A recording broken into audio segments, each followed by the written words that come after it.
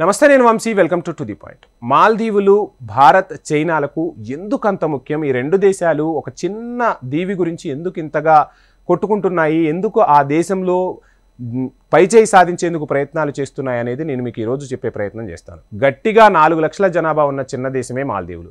పర్యాటకంపైనే అక్కడి ఆర్థిక వ్యవస్థ ఆధారపడి ఉంటుంది. దక్షిణాసియాలో తమ ప్రాబల్యాన్ని పెంచుకునేందుకు భారత్ చైనాలకు ముఖ్యమైన మాల్దీవుల్లో చోటు చేసుకున్న పరిణామాలపై ఇరు దేశాలు సునిశ్చితంగా గమనిస్తుంటాయి. దీర్ఘకాలంగా భారత్ సైనికంగా, ఆర్థిక పరంగా మాల్దీవులకు వెన్నుగా నిలిచింది.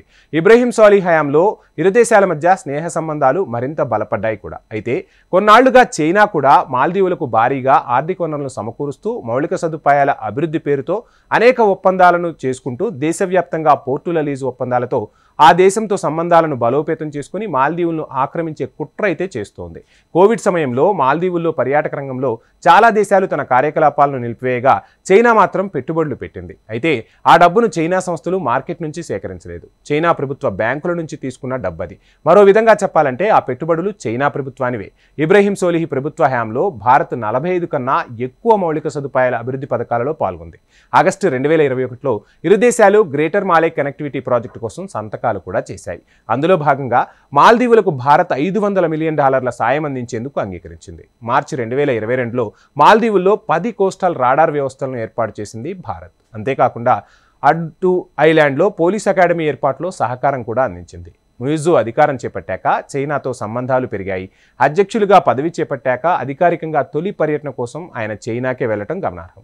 ఈ వారం జయశంకర్ ఓ ఇంటర్వ్యూలో మాల్దీవుల గురించి కొన్ని కీలక వ్యాఖ్యలు చేశారు. ఈ ప్రపంచం కృతజ్ఞతతో కాదు, దౌత్యంతో నడుస్తుంది అంటూ కీలక వ్యాఖ్యలు చేశారు జయశంకర్. చర్చలతో సమస్యలను పరిష్కరిస్తామని చెప్పారు. సో ఇండియా ఫస్ట్ నుంచి చైనా ఫస్ట్ వరకు మహమ్మద్ మొయిజుని చైనా ఫస్ట్ విధానానికి అనుకూలంగా భావిస్తారు. అయితే ఆయన తనను తాను చాలాసార్లు మాల్దీవ్స్ ఫస్ట్ విధానానికి మద్దతుదారుగా చెప్పుకున్నారు. మాల్దీవులు గత ప్రభుత్వాలు ఇండియా ఫస్ట్ విధానానికి అనుకూలమని చెప్పేవారు. తన ఎన్నికల ప్రచారంలోనూ భారత్తో అవలంబిస్తున్న విధానాల గురించి అప్పటి అధ్యక్షుడు మహమ్మద్ సోలిహ్ ప్రభుత్వంపై మొయిజు తీవ్ర విమర్శలు గుప్పించారు. భారత్తో కుదుర్చుకున్న ఒప్పందాల గురించి సమాచారం బయట పెట్టడం లేదంటూ విమర్శించేవారు. ఇప్పుడు మొయిజుపై కూడా అలాంటి విమర్శలే వినిపిస్తున్నాయి.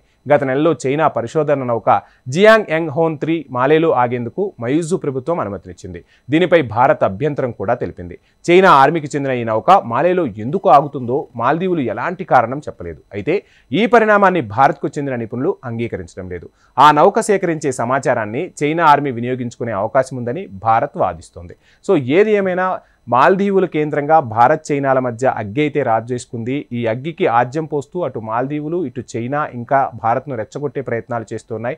ఇప్పటికే మాల్దీవుల్లో ఉన్న సర్కారుపై తీవ్ర వ్యతిరేకత వ్యక్తమవుతుంది. అక్కడి ప్రజాగ్రహం తీవ్రస్థాయికి తారాస్థాయికి చేరితే ఖచ్చితంగా మొయిజు సర్కార్ ఇంటికి పోవటం ఖాయంగా కూడా కనిపిస్తుంది. ఆ తర్వాత పరిణామాలన్నీ మరలా భారత్కు అనుకూలంగా మారే అవకాశాలు ఉన్నాయంటున్నారు అంతర్జాతీయ విశ్లేషకులు. ఇది ఇవాల్టి to the point. Please subscribe HM TV.